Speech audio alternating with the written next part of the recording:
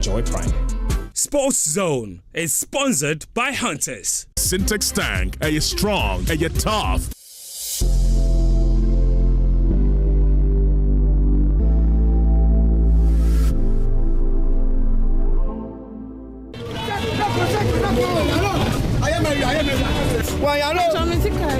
Oh, I know, but you just can't get this. I mean, Madam Minister.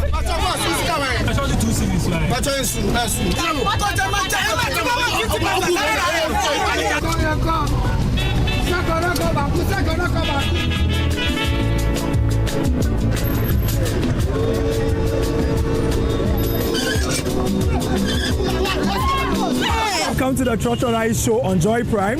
We have taken a step further in getting our social issues heard and seen by the people in charge.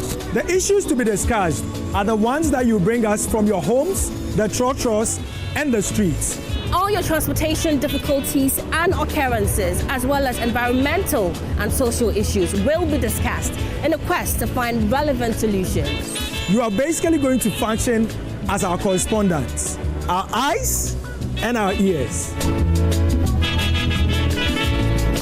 Join me, your host, Nuwala Karanyali and Yao Odum, as we sit down with you at home to discuss our Trotro Diaries every other Saturday at 11 a.m. on Joy Prime.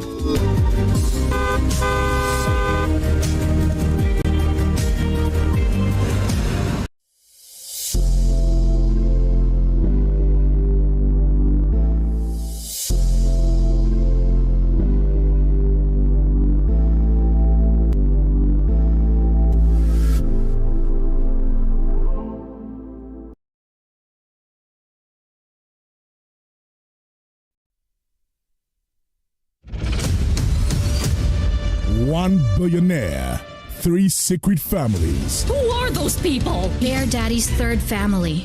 Polygamous at heart, but the man always has the love of his life. That Lily thinks that she has won. Well, I'm sorry because she's mistaken. She may have won the battle, but she has not won the war. I'll not let them beat me. That's the spirit girl. Yeah.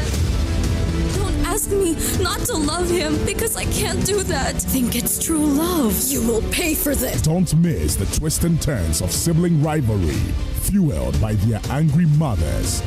Family Jewels premieres Monday, July 21 at 8 p.m.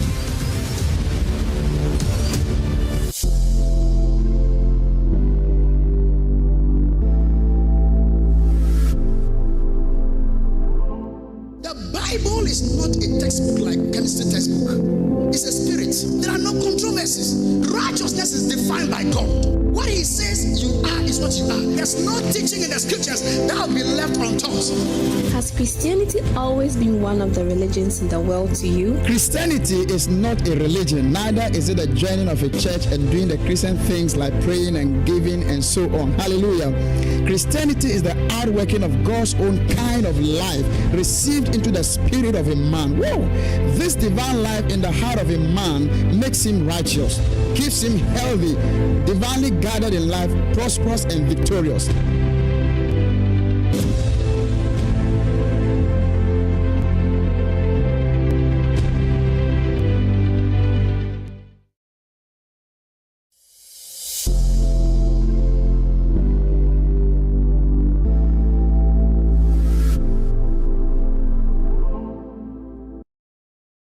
Springboard Hangout is fun-filled, educative, and impactful virtual and TV conversations for young people. Discover and engage success stories and life lessons in the agriculture, agribusiness, and ATV sectors. Join Comfort Okran on this adventurous and life-transforming journey this and every Saturday at 4 p.m. on Joy Prime and on Facebook at Comfort Okran and Ghana Grows. If you're a young person and you want to be a part of our various interventions, call or WhatsApp us on 0308-255-775 or visit www.springboard.com.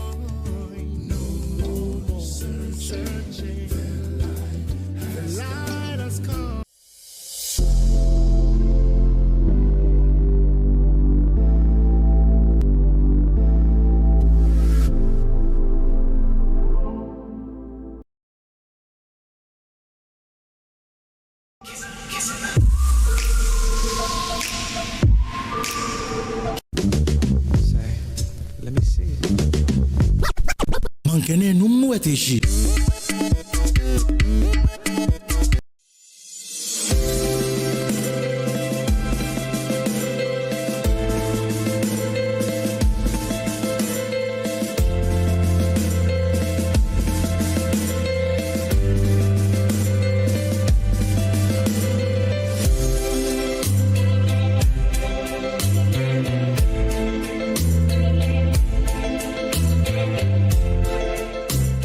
Hi, my name is Cynthia Ufuri-Jumfo. I'm the Group Head of Marketing, Corporate Affairs and Customer Experience at Hollard Ghana, your favorite insurance group made up of Hollard Insurance and Hollard Life Assurance.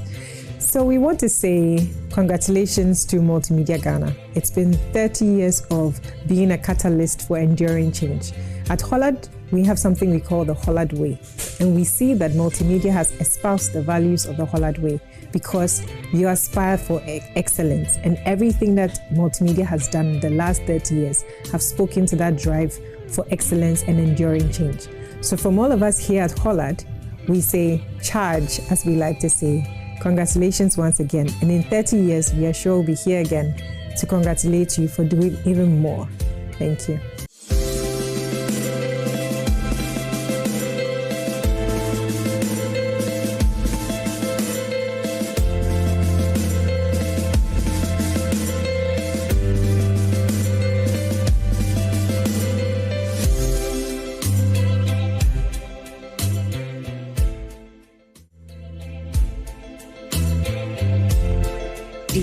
Ready for what? The school fees I spoke to you about. It's a no fees, no exam rule. Auntie, what should I do? That's why I've been telling you. Get a boyfriend. Pepe maybe not on show. My yebi. My bro. Ma, bro Rich is your pen. And so on Tiasie. She's turned him down severally. What does Sam say? My bro. When will you grow? Me cry me yes sponsor. What say? My boyfriend caters for all my needs. Yes. Shouldn't maybe some so. Ali, no, mommy. The word of God doesn't teach me that. My body is not for fornication. I'm sorry, Dad. Use what you have to get what you want. No, my Bonnie, I can't sin against God. Wait, for this guy yes one. Don't fetch you out school fees. What say? Come on, share. No question.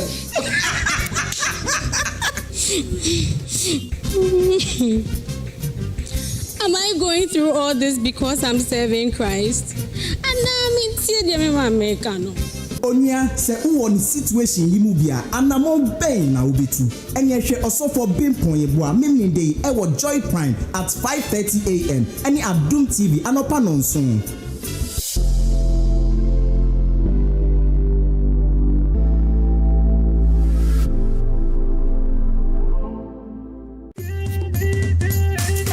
Good morning. Welcome to Prime Morning. Here, we serve you the best breakfast, being it current affairs on Prime Inside. Women in Business. The big interview where the big stories are told. On Prime Morning, we make certain that you're inspired, well informed, updated, and entertained for the day. Health, relationship, and lifestyle. Join the trio, Rosalind Fairley, Esiedua Komia, the Golden Girl, KMJ, your royal host, each weekday from 6 a.m. to 10 a.m. Write it on your heart that every day is the best day of the year.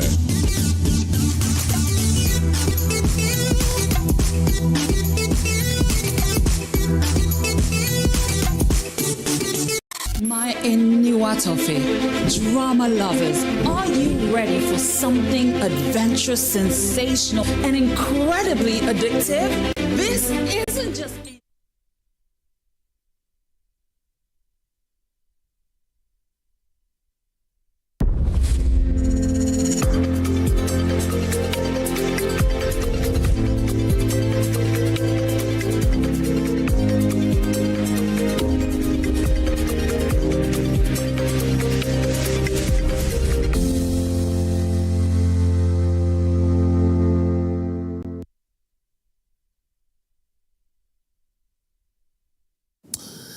This is how your Saturday morning should be starting, because now we are redefining politics and adding more value and ideas in shaping our country. Hello there and welcome to the Fest. In this edition of Prime Insight, brought to you here on the Joint Prime channel. My name is Blessed Sogah. And of course, each and every Saturday morning, what we plan to do now is to dissect all of the stories that we've heard throughout the week, especially those making the headlines, while we shape them with all of our ideas from both the political parties, civil society, and all actors. That is why we are calling it the Prime Insight. And my pleasure to be welcoming you if you are a viewer online or on mainstream television. This is how each Saturday morning will be looking like here on the Joy Prime channel. My name is Blessed Sogah, and of course, it's a pleasure to have all of you joining us. And later in the show as well, we'll be taking your messages and comments as well with regard to all of the issues that we've heard throughout the week. I need to say that this show will be more inclusive. We're also shaping future leaders, and that's why I'm excited that we have a live studio audience as well, who will be chipping in their questions and their comments as well as we move on. And for today, we're happy to be having our friends from the University of Ghana, those with the tertiary wing, the youth wing of the parties, the two main political parties, that's the NDC and the NPP. Their youth wings on campus, TESCON and TAIN, are all represented here. So I'm happy that Kingsley Asari, Mariam, we have Amachi, all from the UG TESCON joining us. Then we have Prince, Reginald, and Arnold also joining from the University of Ghana TAIN wing as well. So they'll be in the audience. And as we move on, of course, they'll come in with their points as well and what they think about some of the topical issues that we've heard of throughout the week. In fact, this week, it's not been a good one for us as a nation because we're just coming out from that period of national mourning. But with the issue of the 8 fallen victims, the bigger story now about moving forward as a country is the issue of illegal mining and how we can effectively tackle that. Because Galamsey now, we understand per the resolution from the cabinet meeting that was held earlier this week, is that government intends to be, quote, ruthless about the fight against illegal mining. How ruthless can they be? And why haven't all our interventions in the past worked effectively?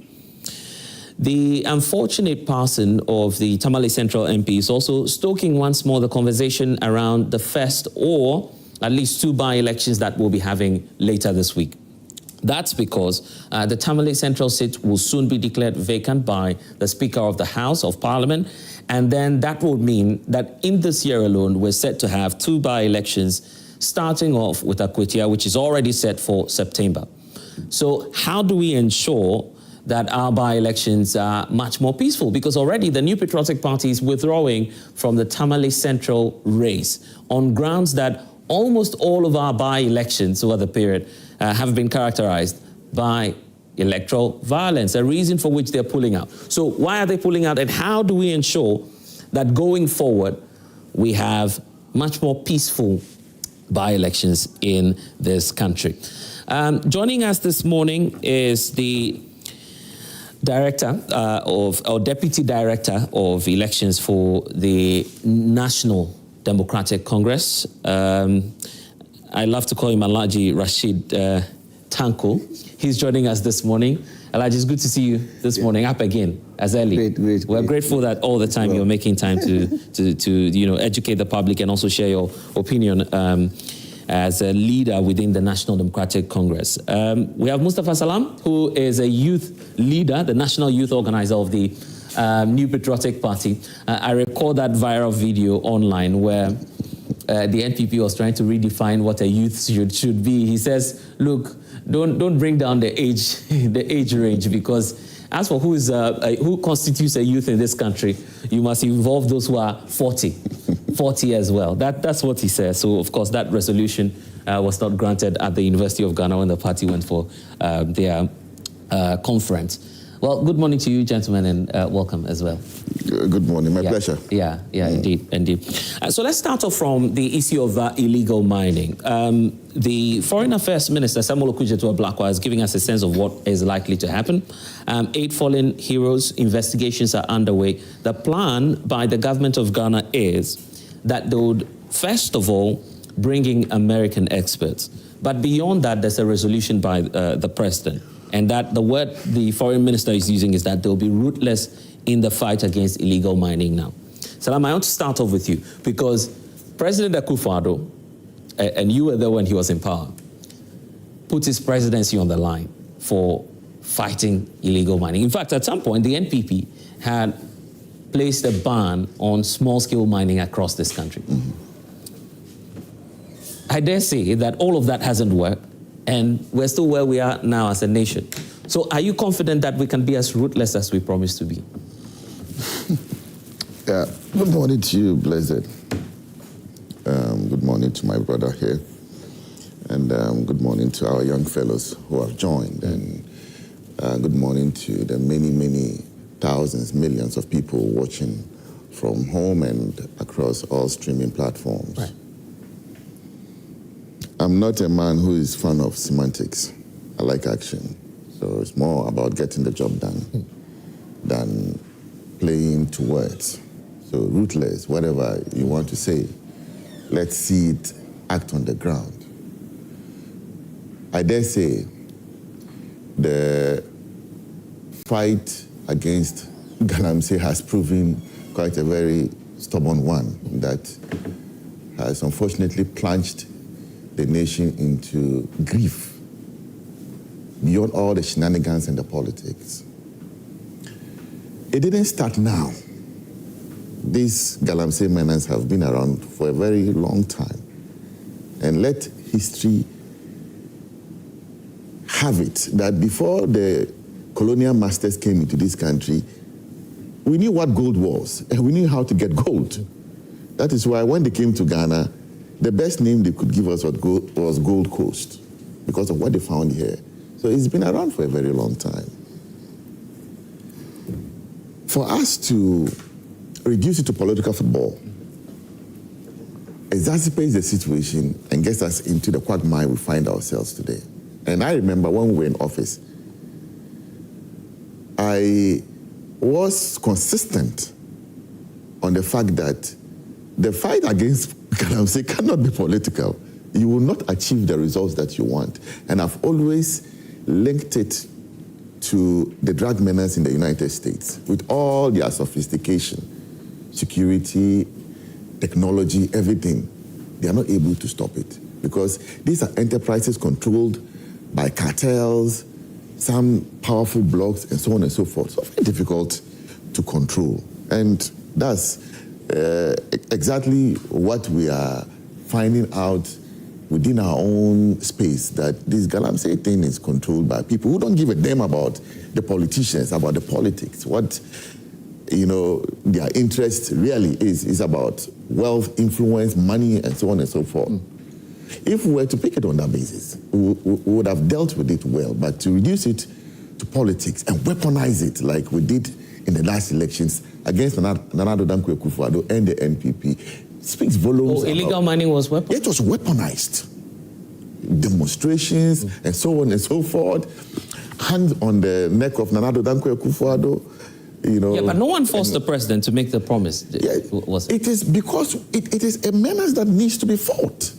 It's something that needs to be checked. When the president was then the former president was then putting his presidency on the line. It was in sincerity against the menace. And when the leader makes a promise, you hold him to account. Yes, and NPP, because of the fight, in 2020 elections, we lost 19 seats on the mining radar. And in fact, essentially lost almost all the mining constituencies, except for a few around the Obuasi areas or so, and Akwatia that we won. You understand? Right. But the Amenfi area, and we lost virtually. In fact, you will not believe that MPP lost a seat like Akufo in the Adansi area of the Ashanti region.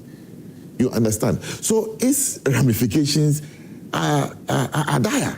And the weaponization of it, the politics of it, is what has made it more... And my fear is that... Before, look, as we were fighting against these things, the opposition was rife in it that, look, when we come, we are going to allow you to mine. Immediately you hear that, John Dramani Mahama, His Excellency the President, is declared, look, take your equipment and go in and go. And who said that, actually? I can...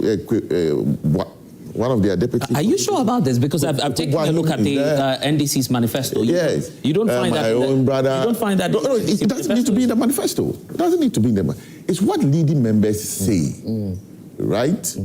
What they say.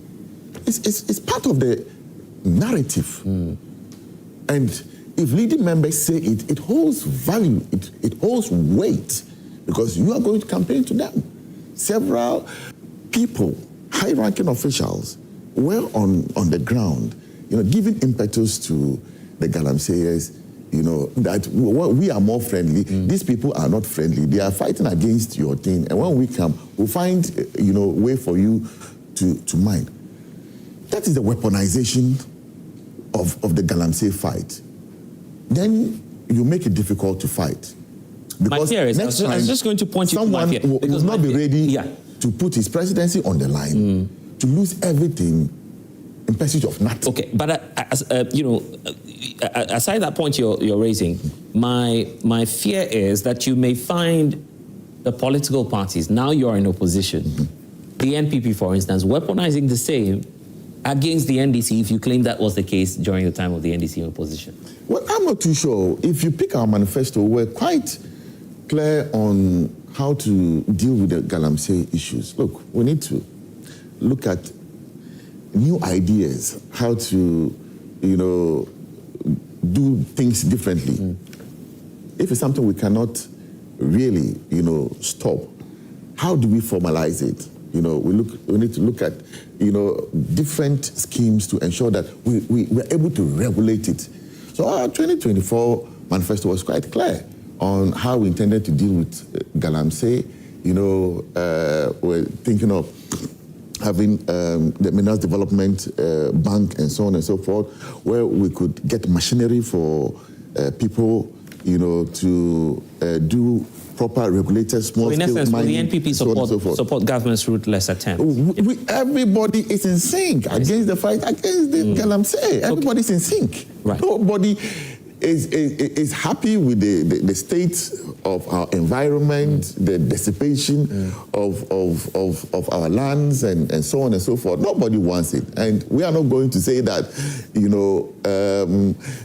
because it's inures to our benefit, let's also weaponize it and, go after our political opponents. Right. When at the end of the day, we are all in peril if we do not stop the menace. So we have to fight against it. Director, is it all politics? Did you really weaponize illegal mining against the NPP, a reason for which they suffered political misfortune? Let me say good morning to you and my brother Salam. He's my brother. So I see. But he's in the wrong party. The best party. And the good people of Ghana, especially Bimbila constituency. Let me tell you, see NPP. I always tell when NPP is speaking, watch them closely. What they are telling you is not what they mean. They mean different thing altogether. That has been their tradition. Look, they used 96 months, that's 8 years, to destroy the forest cover. Oh, how? Oh, the evidence abounds. The evidence abounds. Everybody can see it. When they went to Parliament and passed that act, that allows them to go into forest areas, forest reserve, to mine. What was their thinking? But you promised to repeal it. Which you have not done. Which you haven't done. You see, you must clean the wound before you put a medicine on it. You don't just see a wound like that and start putting medicine on it. Which medical doctor will teach you that way? That is the problem of Ghana. These people did a sustained strategy of destroying the forest cover. You remember the word they used, party hiasika. And Ghanaians were quiet about that thing. When they say party hiasika, so therefore they should allow them to go in there. And you have leadership of the party, even in government, riding upon each other, importing excavators left and right, and moving machines to the forest areas, destroying the forest. Everybody folded its arms because party here sika. What was it meant for? Destroy the generation for the unborn to come. That is what they were doing. So we had to stand up, and that's why we stood against them. Even people who demonstrated against them, they arrested them and locked them up for demonstrating against Galamsey.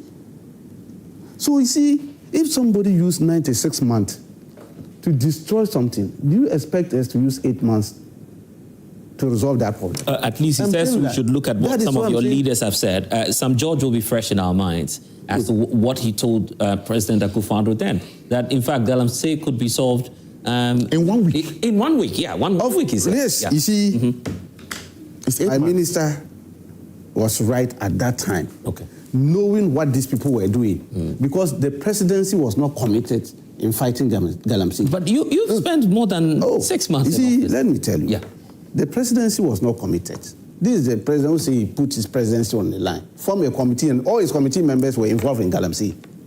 What did he do? When the minister wrote a fine report about the activities of that interministerial committee on Galamsey, what did they do? They fired him and asked Yoko to go and arrest him. Is that not what they did to that fine professor? This is what the NPP were fighting Galamsey. So we knew. So at that time, if the presidency was committed and make sure that activities they were involved in, nib it at the back at that level, we wouldn't have been where we are. But come to think of it, we came to office. We look at it, the act. We promised we are going to remove it. Yes, the first part, we look at the act. Initially, we were thinking that, look, it's just a part of the act that needs to be repealed, the part that allowed the president to issue that kind of thing so that people can go into the forest area and mine. Let's take it out. Others said, no, let's just repeal the whole act. Come in with a new one. The Attorney General came out with a bill. They've worked on it. The bill is ready. And we are going to remove it. Secondly, look, when these 8 gallant men died, they were in the process of trying to resolve Galamsey because we're going to launch a program known as responsible mining. This is a precedent. Similar to what the NPP did. No. Mining. It's not. It's not. Is it not rebranding? It's not rebranding. What you are doing? It's not. At all. You cannot say crocodile and alligator are the same. They are not. These are different things. You see, they are two different things. You know what these people were doing? When they say community mining, they were mining the forest. Do you do community mining in forest? Do you do community mining in water bodies? When we're drinking milk and say water, that kind of milk like water they were doing, and the people getting cancers, everything, this kind of diseases that we are now set up market to resolve. It's because of this. What else do you need, Rashid, to make the NDC fight this head on? You have a resounding majority in Parliament. Yes. In fact, you tease the NPP. No, it's a two-third majority. Two-thirds. Yes, absolute majority. Yes, absolutely. You tease the NPP. The only political party all of to the achieve time. that in Ghana. So even if you're looking for amendments, you would have had that easily. Oh, that's why I'm saying that we are going to do it. We're in the process. It's a process. Amending something or repealing and bringing in new one, it's a process. You don't just rush in and then you have to go through the process. You know how to come out with a bill. The stakeholders, everybody will have to look at it and all that. I agree to something before cabinet will agree and they send it to Parliament, then they will work on that. So it's a process. The process will be kickstarted any moment from now, and we are going to remove it. By then, in between that, the President, His Excellency John Dramani Mahama, is committed. He has shown it. Look, do you know that it is only His Excellency who can ask his Vice Chairman, National Vice Chairman, and a national organizer who is alleged to be involved in matters of this nature, that to be investigated. Have you heard that under NPP? The NPP has investigated their own before. Who? Tell me. I recall Charles Bisiu was interdicted back when the documentary was aired. I say interdiction. Before even that, what did the president say? What statement did the president issue? Anytime there's something against it, the president will sit down there, whitewash it before even they start investigating the matter. We want us to talk about that matter. This was clearinghouse. We don't have clearinghouse now. We have a president who is committed and said, look, what I'm going to do, I'm going to be ruthless on that matter. Because these, our fallen heroes, were in the process of trying to work out something, launch a program that will help our young people who are into it. Community mining is different from responsible mining. These people used schematics and went into the forest and destroyed the forest cover. We are not going to go that path. Do you see that the Lands and Natural Resource Ministry launched this water guards group? Do you know, see what the water guards people are doing? They are arresting the Galamseyers left and right. My former boss, may he rest in perfect peace, Omane Boama, MPP government established a whole forest, a community, almost 10,000 people. Do you know what they were doing? In that forest, remember the army went and destroyed a whole community in the deep forest. They had guns, prostitution, drugs, everything, destroying our forest. 8 years, MPP see nothing wrong with it. They were just comfortable with that. We came within 2 months, destroyed that place. Okay, I'm interested in. Won't you congratulate us for this? Well, but I'm interested. Except to say that Galamsey is still here. No, I'm saying we're that looking at the next phase. The problem is that this is 96 months distraction. Well, and we are now taking steps to reduce all that kind of thing and resolve them. This is what we'll do. Some environmentalists are also joining us. Darrell Bosso is Deputy National Coordinator for Arocha Ghana, and of course they've been leading that fight. Na Denso is also with the Stop Galamsey group. So they are joining us via Zoom. Let me start off with you, Darrell. The point about, you've heard, from the political parties, if we're going to fight Galamsey, obviously you can't take away the political will. You would need the full force of the state to act now. Rashid is pointing out that it was 96 months of wasted efforts by the president. The NPP says, well, the president put his presidency on the line. That's to show commitment. So where do we go from here? Good morning to you, Bless, and also good morning to colleague panelists. I'm really happy to engage with you this morning. I've been listening to the discussion so far, and I must first of all say that still we extend our commiserations to the families of our fallen gallant heroes, and it was very good that yesterday we were able to finally lay them to rest. And for me, I think that that's moment of reflection for what occurred and what we are still dealing with.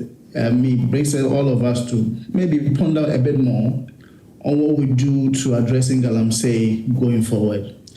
And in respect of that, I think I've been listening to what colleague panelists have been saying so far. And I think if we are going to talk about historical trends and how who started Galamsey, who's worked on it, who has not worked on it, it's not going to get as far. But I think what we really need to say is that Galamsey, or what we call the environmental crime, as we have seen it over the years, has really exposed all Ghanaians to quite a lot of, I'll say, risks that could have been avoided if we had done what we needed to do right from the word go.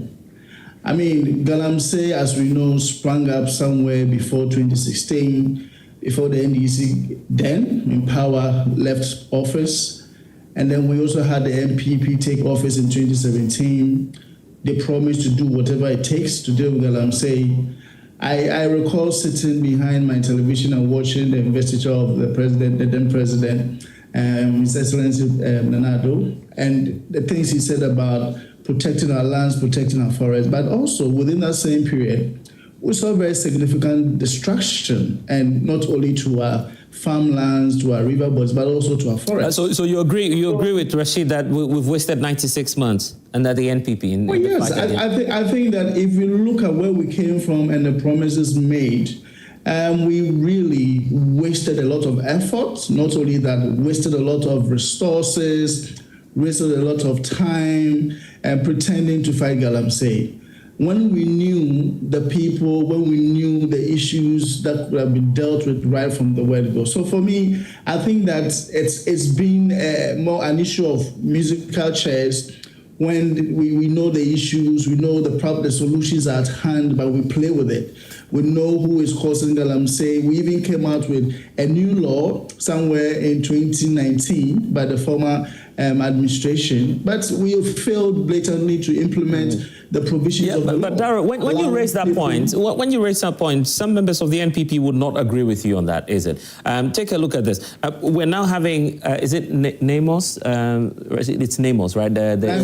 Yes, exactly. That's been set up by the NDC. Yes. I mean, we had the Interministerial Committee on Illegal Mining under the NPP. That was even at the ministerial level. Then you have the community mining scheme with the NPP introduced. The NDC is replacing it with responsible community mining. So some would say, well, it's just rebranding. Is that not all we're doing? Yeah, Bless. I think it's not about what you set up. The NPP set up, they had Operation Horde, Operation Vanguard. They even had one whole year of moratorium on small-scale mining and all of that. But what was the outcome? In the same period that we said there was a moratorium, that was when we also had more export of gold than ever. And then even when we said we're clamping down on all of these miners, we still had people in the pits and all of that doing it, the interministerial committee. So it's not about the structures you put in place, but it's about the results and the outcomes.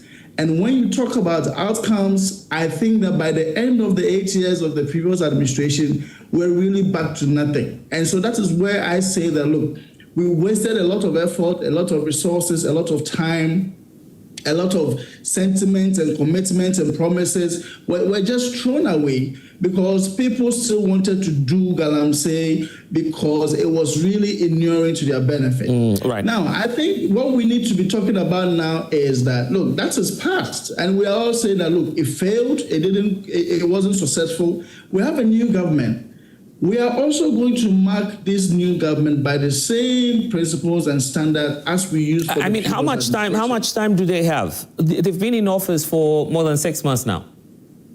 Yes, Bless, I think you asked a very good question. We have said that, look, if we do not really deal with the seriousness of Galamsey as it is now by the end of the year, it's going to be very difficult for the government to really rein its people in.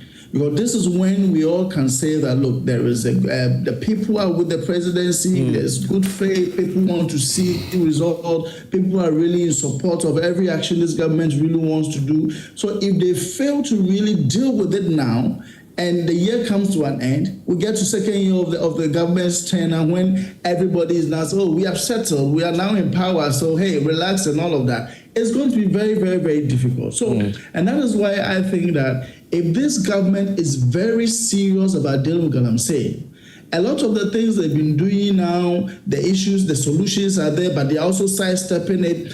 Beating around the bush when they really need to be decisive and swift and all of that. It's not going to help us. So we really need to get serious. And it's not just about saying, we have done this, we have done this. And Bless, I heard you really put it to, Senior Matanko, when he was talking about the failed attempt to repeal an ally that they have so vociferously indicated during the campaign period that they were going to repeal. Yes, so that was the promise. That already tells you that, look, even from the word go, you have failed to keep a major campaign promise. And that is, for me, telling us that, look, you cannot really be taken seriously when it comes to the promises you have made. So far, if they really wanted to do anything about Galamsey, there are several key benchmark areas that they could have been very successful, achieve some key results, but they've still failed in doing that. And just to point out that was part of, I believe, the 120-day social compact, but all of that has not been fulfilled. We'll put it to Rashid shortly. But just to point out that gold exports from the small-scale mining sector is also way above what we get from the mainstream sector. So that's just to put that on record as well. That although, of course, we've had tremendous levels of exports under the NPP, the NDC is also recording same because of the gold board arrangement. But Darrell, I'll come back to you. We'll be coming shortly to the audience. I would want to hear from the young voices what they also think about this illegal mining fight. But let's hear from Nate as well, because you all recall she's been part of a series of movements. Grandma Nade, so we like to call her. Sending a caution when President Akufo-Addo then was in power. Saying that, look, we need to fight this illegal mining menace. And many of you are familiar with her face. Nadia, so how good to hear from you. Unfortunately, you're not in studio, but distance will not be a barrier. So let me hear from you again. Of course, you had some very, should I call it harsh words for President Akufo-Addo when he was in office as to how he could fight illegal mining. Now there's a new political party in power. The NDC is promising to be ruthless when it comes to the fight against illegal mining. Are you convinced?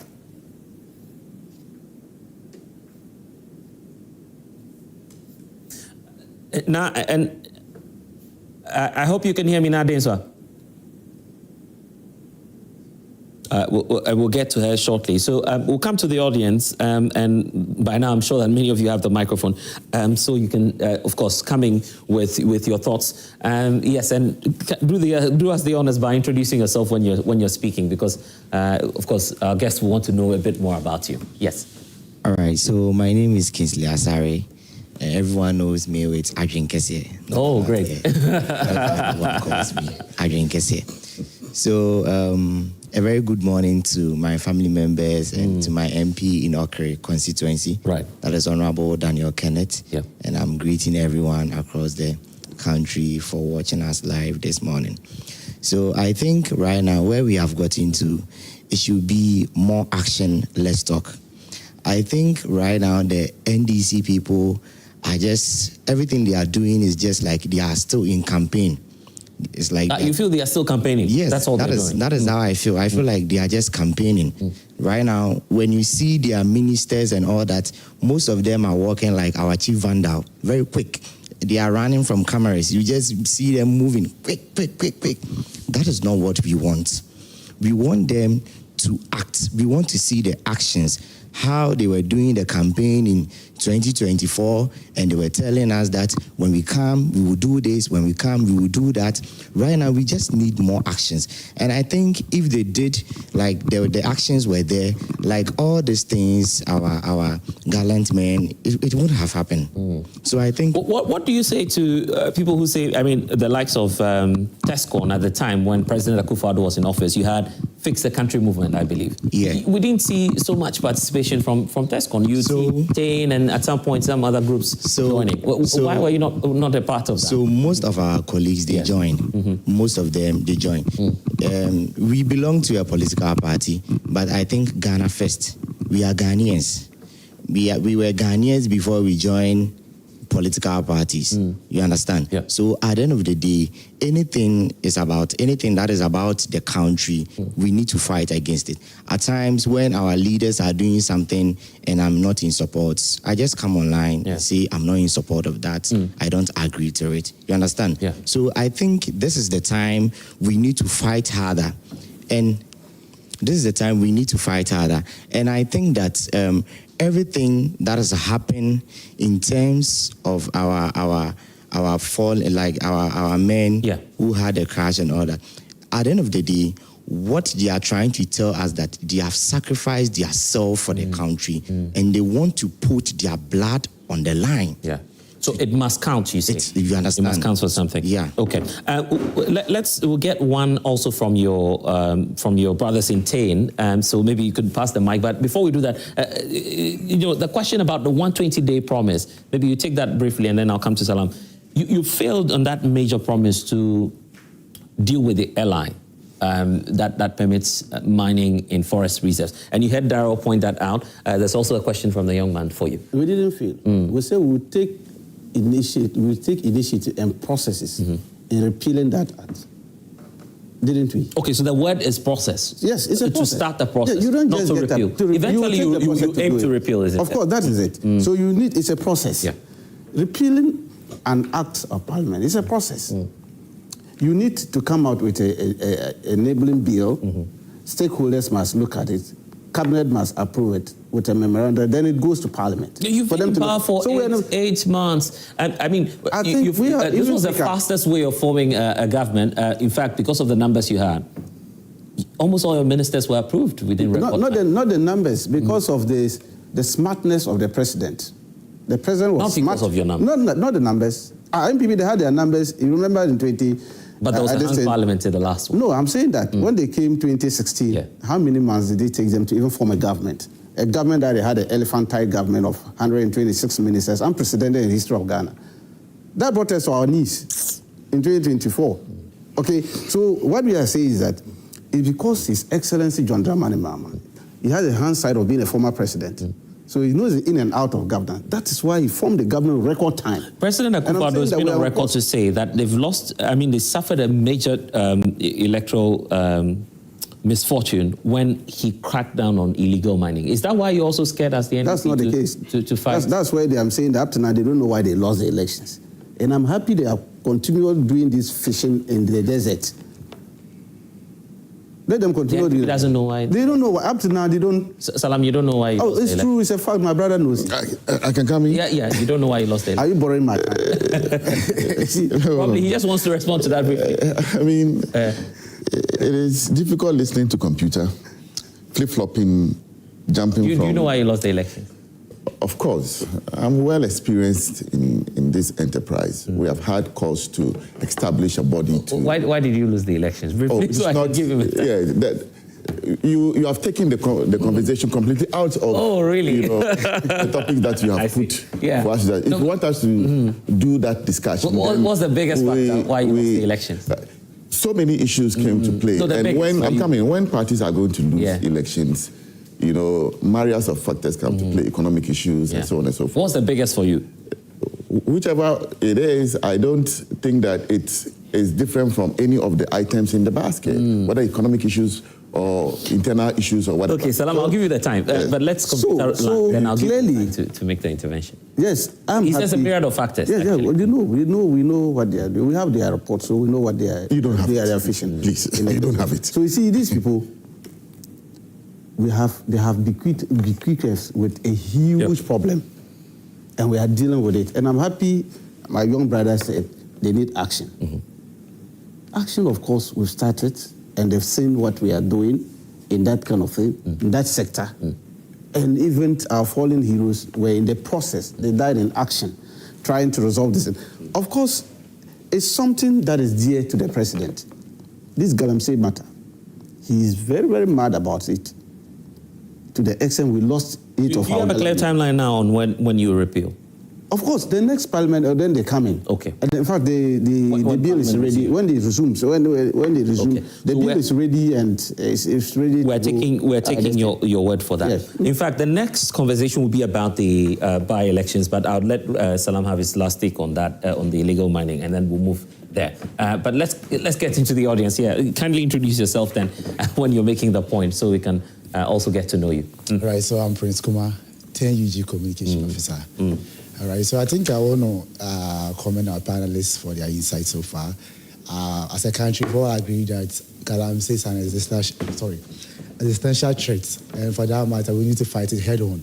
At a point in this country, we had stability level going to 14,000. Meanwhile, machines imported to treat water for our domestic consumptions are designed to treat around 100 to 200, meaning that, our lives are at the mercy of Galamsey. So we need to sometimes put politics aside to fight it head on. But there's some constant erroneous impression being put out always by the MPP that they lost literally. I think my senior year, Salam Mustafa mentioned same. I think it's factually untrue, because for you to say almost all, means as though he lost almost all the Galamsey constituencies. We have about 86 Galamsey constituencies in Ghana. In 2016... For instance, I don't mean to say Obuasi is a known Galamsey hub, but you still have the seats there. They have the seats there, right? Is that not Obuasi East, for instance? Yeah. They still have the seats. What I'm saying is that they have the seats. East and West. There is 16 where you won majority, right? Out of the 86, you won about, I think, 54. And the NEC had 22, I think. Right. In 2020, you had 51. We are 34, one independent, right? So your net loss to NDC is 13 out of the 86, right? 13. Now, if we take even the 13, 7 out of them, right, voted for President Akufo-Addo, who initially instructed National Security to go and conduct anti-Galamsey operations. But they voted for him against your own pieces. If you take Jomora, for instance, you want Jomora to see the Galamsey constituency, but it wasn't your traditional seat. Because you graduated in 2016. If you're taking Laura, for instance, you only won Laura constituency in 2008. Then again in 2016. So the NDC coming to take back the seat does not mean it's going to Galamsey. If you have Omena, if you are losing Omena to your own person, independent candidates, you cannot tell us based on logical reasoning that you lost because of Galamsey. So I don't think the point can be made that maybe NDC is checking on their responsibility to fight Galamsey. Yeah, but just as Jane Kessie was saying, that we need action. I mean, that's why you're right. I think that, yes, I mean, we need to intensify the facts. I will not sit here and say otherwise of that. But we need to also acknowledge government's efforts. I mean, 8 out of 9 forest reserves has been reclaimed, as the government has communicated. You have about 1,250 excavators being impounded at the port, making sure that before you import excavators into this country, we need to know what exactly we're going to use it for. For the first time in this country, we've seen that a party national vice chairman is being investigated by the EU. Is that strange? I recall, and apologies, I recall Kejimfua's company, of course, they had their excavator. I don't know what they are talking about. No. Let me laugh. That's a whole national women's organization. Not long ago, the president, former President Akufo-Addo, and his own Minister for Lands and Natural Resources had different stance on the operational status of Akwata mining, where the minister said that they are mining beyond their concession. Then the president came out to clear him. But for the first time, we are now seeing that when National Vice Chairman was accused of maybe engaging in whatever form of illegal mining, you never saw the president coming out to say that, I don't think so. So you can see that there's the level of political commitment to this fight. I can only urge government to intensify it. Okay. Nadine Swa is joining us back on Zoom before I come to Salam. Nadine Swa, earlier we couldn't hear you. We couldn't see you as well. What's your intervention then? The whole push to be ruthless against illegal mining. I'm sorry, I can't hear you. Could you repeat? I was just saying government's promise now is to be ruthless in dealing with illegal mining. You support them? Yes, I definitely support that. It's time for us to end this illegal mining. People are dying on a daily basis. People are being poisoned on a daily basis. And the only thing we can think about is how much gold we can get out of the ground. The people who are actually in the illegal mining and are being exposed to the heavy metal are being only the poet. Are we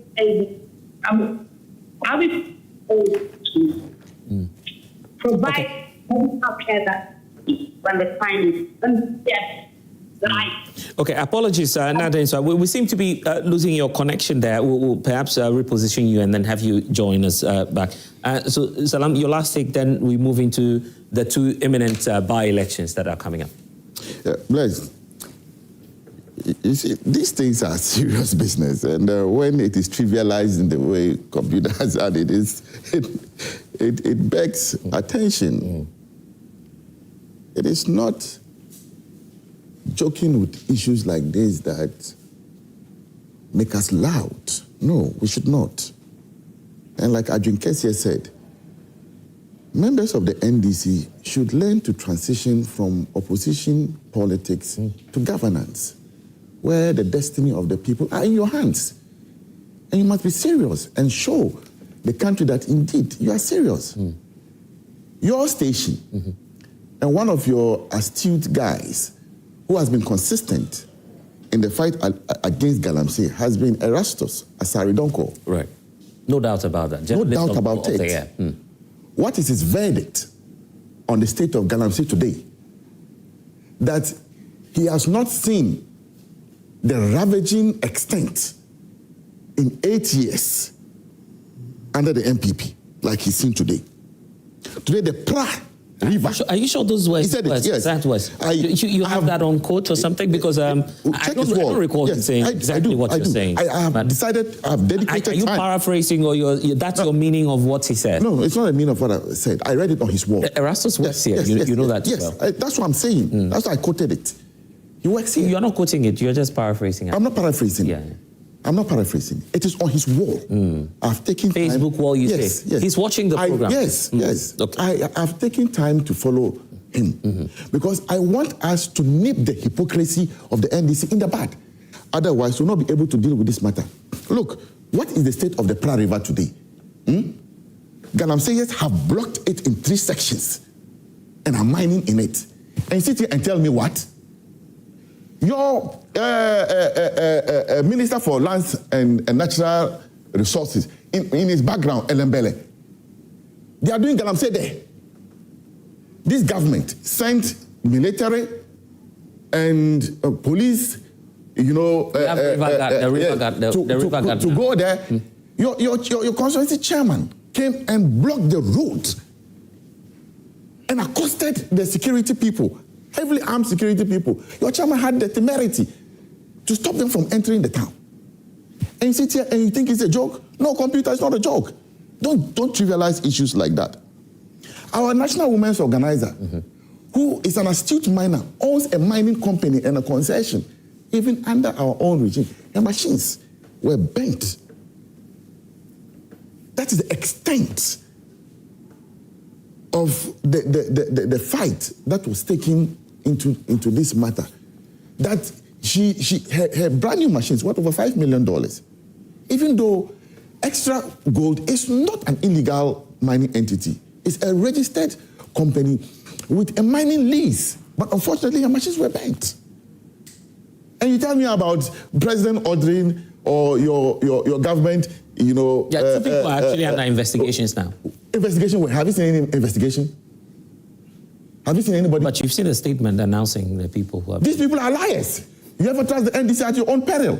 This is the group of people when they tell you that when you see a cow, when you see a sheep, say it's a cow. Baba Jamal's principle. And you believe them? No.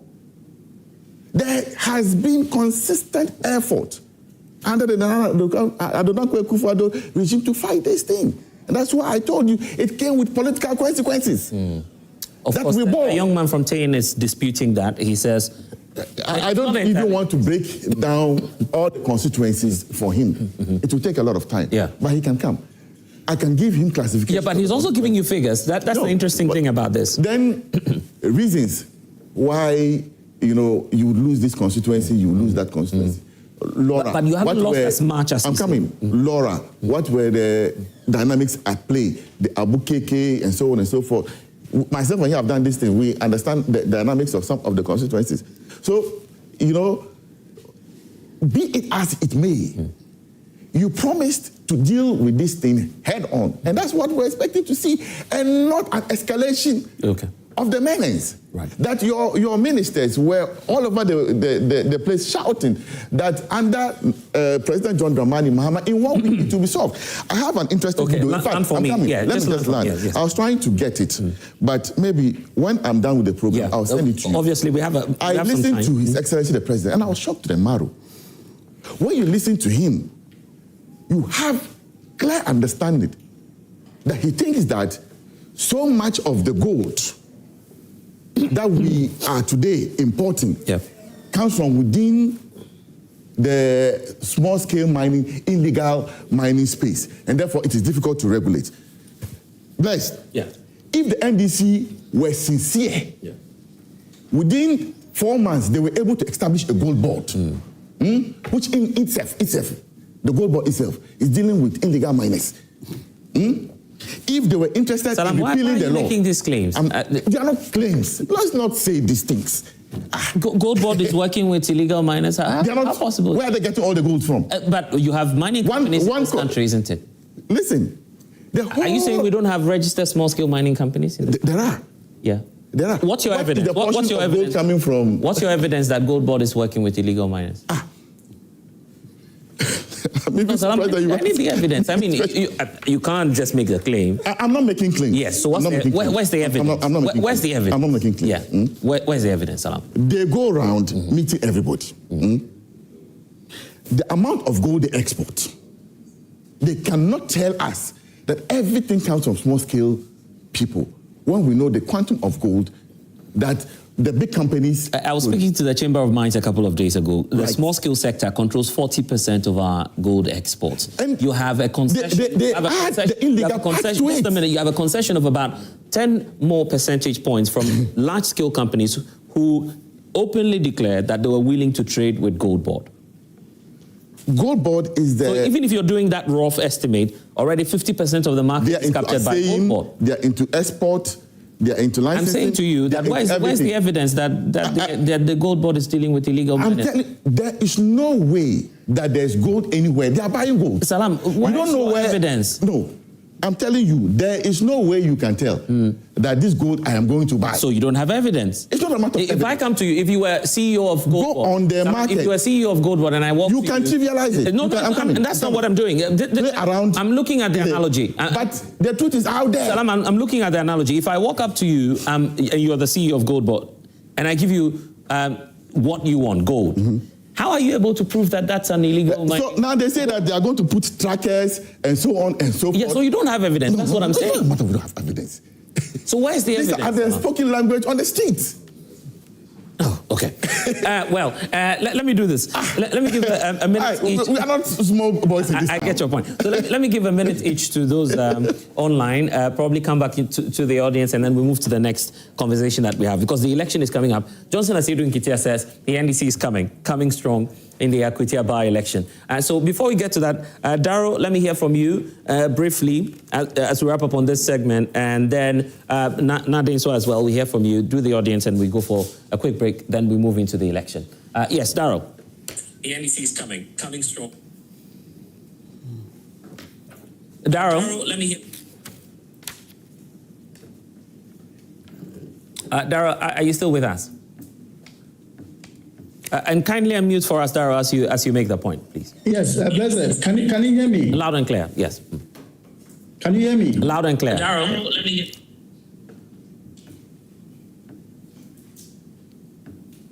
Blessed,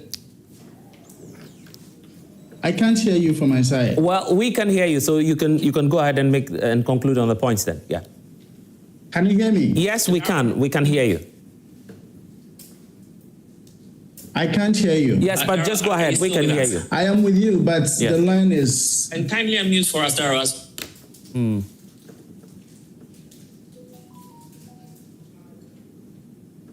Because we don't have much time, I must indicate that, look, it was clear by the end of 2024 that the fight against Galamsey by the previous administration failed woefully.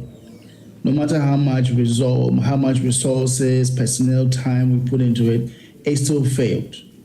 The current NDC government has to be more decisive and swift if they want to avoid similar failures and I would say eventually embarrassment. So far, they have indicated they are committed, but there's too much feet dragging. They have an opportunity to change the narrative to their favor if they are really serious. So we really want to see how this new government will take action going forward, also with the renewed interest and commitment coming from the corridors of power. As a result of the losses and the tragic death of these 8 fallen heroes. I think I am really looking forward to see what the government will do beyond the narratives and the rhetorics and the commentaries that they've been giving so far. So let's see how it goes. And we are going to keep a close watch on that and see how the government really lives up to its expectations. Darrow, grateful for your time this morning, and of course, what a pleasure it is always having you to share your thoughts with us. We're partners in crime, I believe now, and so yes, of course, each and every time the issue of protecting our environment comes up, you are always with us. Darrow Boso, Deputy Director, Coordinator for Arocha, Ghana, thank you for your time. Let me give a few seconds to Na Denswa. Now, are you okay? Well, we've lost there, so let me just give the opportunity to you then, and then yes, so we can give a few seconds, wrap up, and then move into the election. Okay, I understand Nadine, so I see. Now, can you hear me? Sorry, we lost you. We lost you earlier. You just have about a minute or two to make your intervention. Kindly do that for me briefly, so we move on. Well, I think the Galamsey has to end now because people are being poisoned daily. And that's not right at all. Okay. All right. Grateful for your time, Nadine. So let me come in studio then. Yes, we go with your point, do the last few takes, and then we move into the elections then. My name is Reginald Ankara, and I'm the deputy head for the Teen Communications Committee. Right.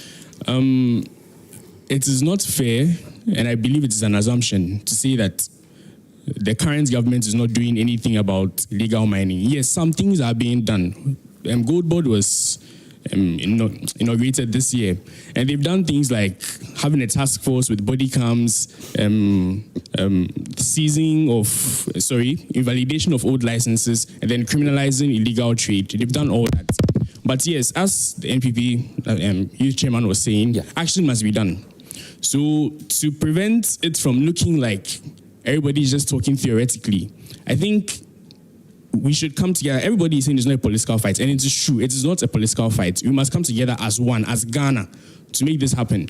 And I believe that research should be done into cleaner ways of mining. The illegal mining is not just about them not having their licenses. It's about the means by which they are mining. Yeah. And currently, mining in Ghana is done using heavy metals to extract the gold from the soil or the precious minerals from the soil. Right. So I believe that cleaner ways should be researched. Cleaner ways such as centrifugal concentrators. There are machines that can be used. Magnetic and electromagnetic separation can be used.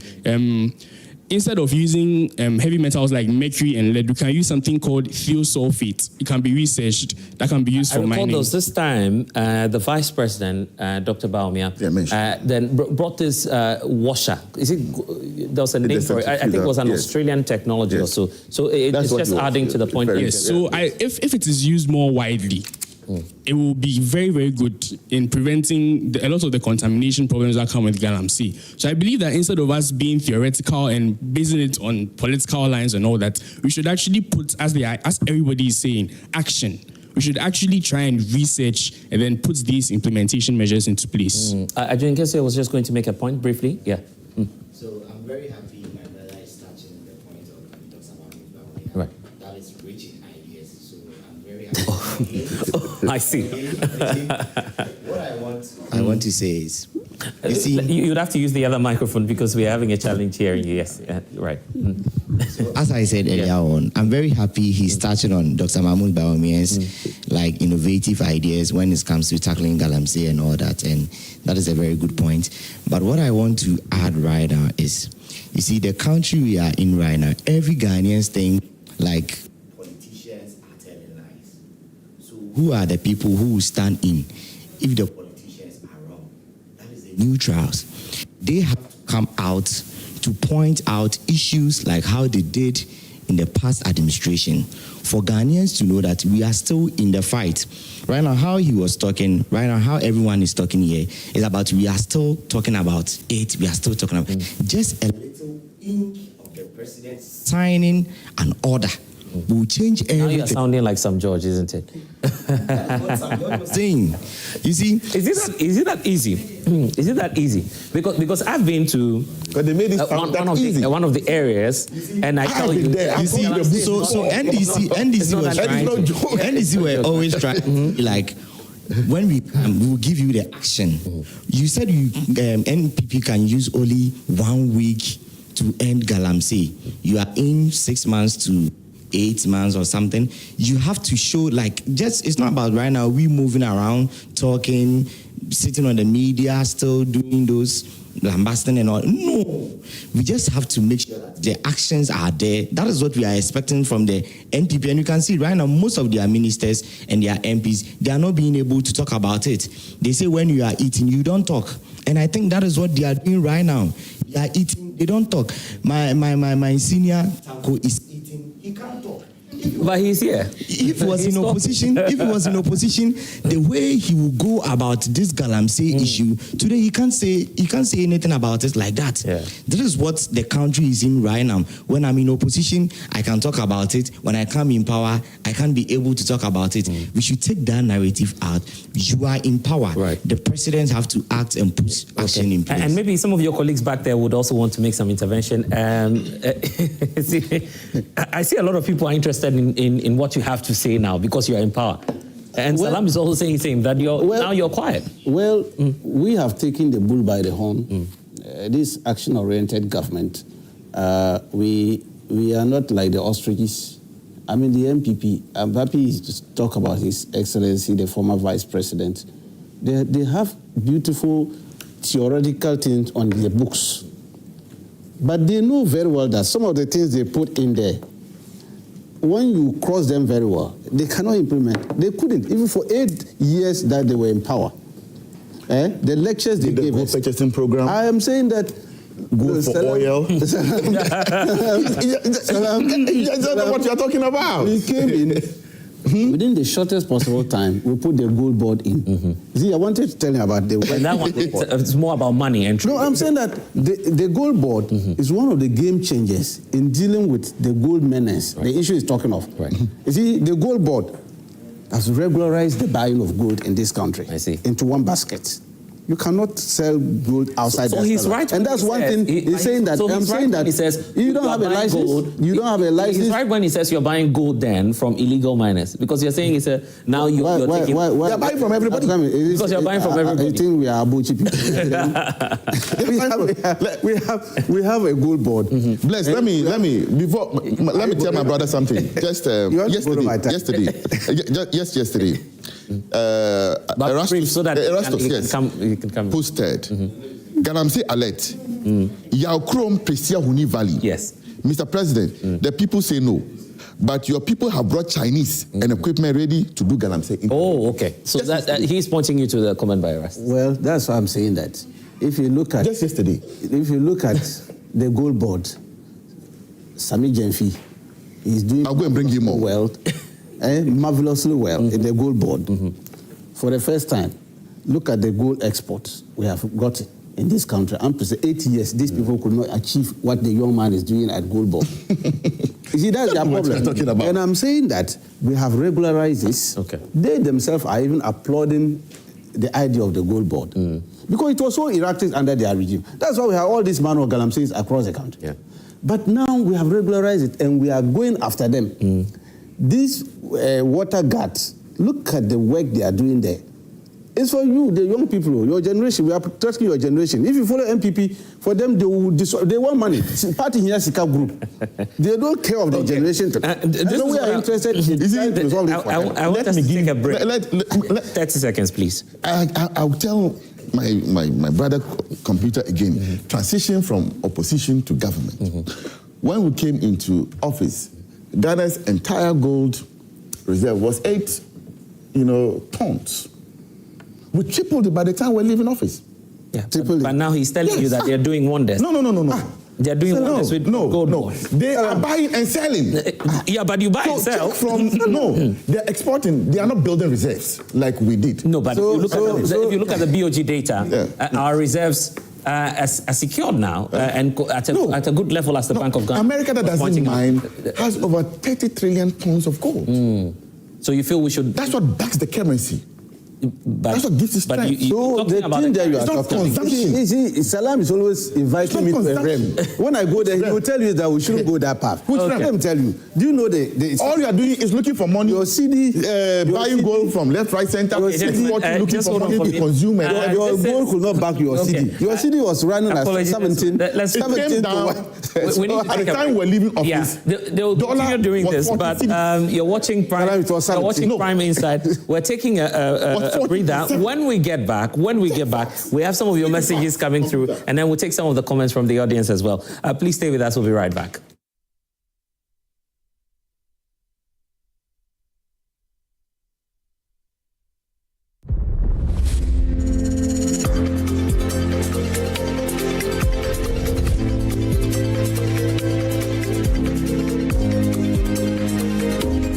Say please and thank you.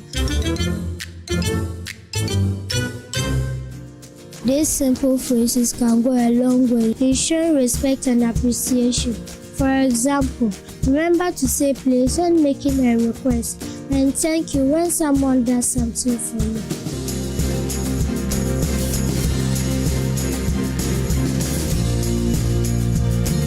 Good Conduct, Great Life is brought to you by Indomie. Tastes great. Kivo 4-in-1 Gary Mix. You get everything inside. Champion taste.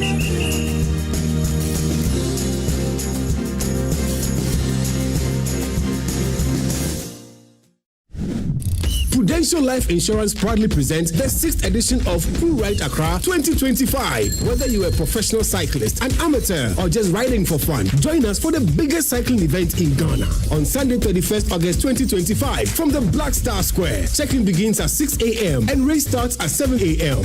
For professionals, please register through your clubs, and for amateurs and enthusiasts, register online at prudential.com.gh or dial *778*001# and follow the prompts. Registration stays open until 24th August and it's free for all, including persons living with disabilities. Ride for a chance to win up to 15,000 Ghana cedis, branded medals and gifts from sponsors and partners. Who Ride Accra 2025 is supported by Ghana Cycling Federation, Multimedia Group, Footprint TV, Decathlon, Fit Trip Gym, Sonotech Medical and Diagnostic Center, Lake Country Mineral Water, Reggie's Juice Bar, and Funtopia Games. Terms and conditions apply. For more information, call 0202-018-870 or 0302-738-727. Who Ride Accra? Ride for life. We face real challenges every day in Ghana, from high rent prices, housing challenges, expensive food, traffic that drains our pocket and reduces our life expectancy, and rising electricity bills. But what if we told you that these problems are all interconnected and there are sustainable solutions that can actually save you money and improve your life? This August, the Joy Sustainability Month focuses on solutions to some of our key sustainability issues. For 4 weeks, we're diving deep into the issues that matter to your daily life. We will explore how you can still afford to own a home in Ghana, why your food costs so much, and what we can do about it, how to cut your transport costs, and practical ways to power your home, amongst others. Every weekday, join our expert conversations on the Super Morning Show and other programs. This is not just talk, it's about real solutions for real Ghanaians, because sustainability isn't just about the environment. It's about sustaining your wallet, your family's future, and Ghana's prosperity. The Joy Sustainability Month, starting 4th August 2025. Your sustainability future starts with the right conversations. The Joy Sustainability Month is brought to you by Joy Business and supported by Fidelity Bank. Believe with us. 1 billionaire. 3 secret families. Who are those people? Bear Daddy's third family. Polygamous at heart, but the man always has the love of his life. That Lily thinks that she has won. Well, I'm sorry because she's mistaken. She may have won the battle, but she has not won the war. Will not let them beat me. That's the spirit, girl. Yeah. Ask me not to love him because I can't do that. Think it's true love. You will pay for this. Don't miss the twists and turns of sibling rivalry, fueled by their angry mothers. Family Jewels.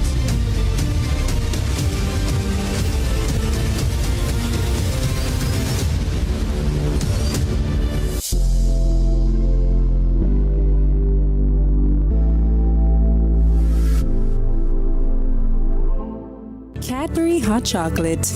Crafted from cocoa, milk, and sugar. Creamy, chocolatey, frothy goodness, rich taste, so satisfying. Cadbury goodness, the treats you deserve every day.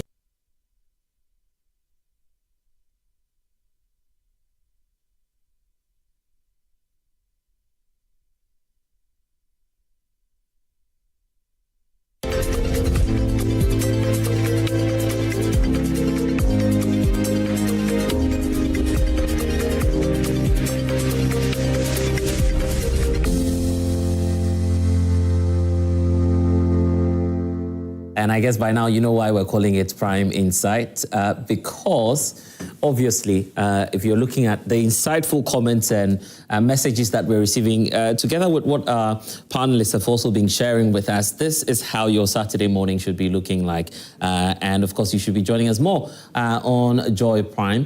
But we're just wrapping up the illegal mining conversation. Let's take one more comment from the audience, and then we move into the by-election as well. But Ivan Chase, a youth activist, is also joining the conversation. Ivan, it's good to see you and welcome.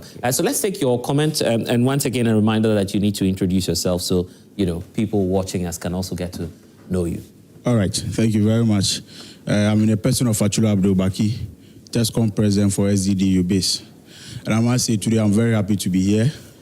First of all, I must emphatically state that we are very, very sad because just within the period of 8 months of NDC in government and then Galamseyers have been emboldened. Today, those involved in Galamsey are very, very proud to the extent that they can even exchange gunshots with policemen and injure 2 police officers. This will only happen under the regime of NDC. And then also, are you saying we've never seen that under the NPP? We've never witnessed a period where Galamseyers will have to exchange gunshots with police officers. Are you sure about to the extent of injuring 2 police officers? I have never heard that before. If that has happened, they should prove it to us. And then my good brother, Mr. Tanku, said that they've inaugurated task force, and then they are going. You all planned this, Salam and yourself. It looks like you're on computer this morning. they've inaugurated. Is there something you're not telling us? Yes, they've inaugurated a task force to fight Galamsey, and I beg to differ because those same task force has been seen on the street directing traffics, and I want to state that. For us, we have 2 pragmatic steps to curb Galamsey. 2 pragmatic steps. First of all, these steps are not this time around to curb Galamsey within 1 week. This is just within 2 days, 2 good days. And what are we talking about? The first step is that the government, the sitting government, should have what locally we call a family meeting, internal meeting, to advise the Galamsey campaigns in their party. Right. Because we've heard a number of people since they took over being accused of serious Galamsey, not just being accused, but there are videos to that effect. Right. We can talk about the NDC chairman, Mr. Kutu, who was seriously involved in Galamsey. We can speak about Honorable Yamin, who sat. And the way you speak of the NDC guys, I hope you're mindful of those in your party who have also been accused. They were accused, but there were no videos to that effect. There were no evidence to that effect. Yeah. We can talk about Honorable Yamin, who is the organizer, who sat on radio to say that excavators have been seized, and then he will go and make sure he releases the excavators to Galamseyers to continue their activities. And I think we have to condemn that in all humility and modesty. We have Mustafa Gbande, who today is at the presidency. Also, seriously. Come on, I don't need Mustafa. Mustafa doesn't. He's not into illegal mining, is he? Mustafa Gbande was boldly defending Honorable Yamin when the issue of Galamsey came up, and then I think we must speak against that. So he's not into illegal mining. He's into illegal mining. Yeah, Mustafa Gbande is into illegal mining. That's a controversial one. We'll be taking some messages. Thank you for the intervention. We'll be taking some messages as you see them coming through. But let me give the final thoughts to Ivan. Then we can move into the by-election. Yes. So you've heard, the gentleman's point. There was, and I believe you're monitoring on your way here. So many comments have been passed. Now we want action. That's what we are looking for, isn't it? Yes, I think it's quite unfortunate because the political characterization of Galamsey is what is providing some kind of a shield for individuals in this enterprise. For me, if we begin to see it as a pure criminal enterprise that has been operated by a criminal cartel, that will give us... Are they really criminals? Look, because I'm saying this because I've been to a Galamsey site before, and I did that, the last operation, the one that went viral with Hannah Bisiu. You go there, and in fact, some of them came, by just wanted to talk to us in confidence. The point they tell you is, we need the jobs, we need money, and these are people in remote areas. So is it not much more about, survival as against criminality? Yeah, what do you think? I understand, but the very moment you're operating outside the law, that is criminal. Right. And you cannot play that poverty card and then sentence people to death. For me, this whole thing, the approach has always been some kind of, it has been quite ineffective. For me, the state has to be very frontal, very radical, because we have all seen the devastating impact of Galamsey in recent times. Going to the mining areas, some of the scenes that we've very often witnessed has been quite unfortunate. So I think in a concerted effort, doesn't matter where you stand across the political divide, we need to be together and brand Galamsey as a criminal enterprise. And whoever that is in should be seen as a criminal. If we begin to approach it in that particular manner, I'm sure we'll be able to make a way. And what makes it worse is the influx of these Chinese who come with sophisticated equipment. And if you go to the mining areas, you realize that these are the very people who are providing the funding. China being a communist, some of these individuals come individually, but they have state backing. So they have a lot of cash. So they can provide all the necessary machinery that is needed for some of these things. I think the state has to be very radical in our approach. Are you sure that's the way out? Look, for instance, someone going to a Galamsey site may be earning more than 1,000 cedis even in a day, yes. not a week. Yes. If you're going to run, say, responsible community mining or alternative livelihood, how much can a state, for instance, raise for these young ones in those mining areas, as compared to someone who's coming with the dollars, with the cash? They would want to opt for that. Oh, definitely. But looking at the devastating impact of it, we need to change the approach. And youth unemployment has been a challenge, and some of us over the years have been speaking about it. There is the need. So we should be thinking of transition.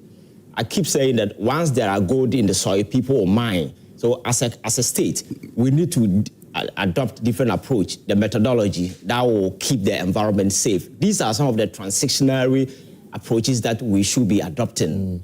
Because over the years, the approach has always been what we see, and the impact has been very devastating. I admit there is poverty and the youth unemployment is on the rise, but that should not justify these acts. The issue about the 120-day promise to revoke or repeal the LI that permits mining in the forest reserve. For President Mahama, what expectations do you have of him?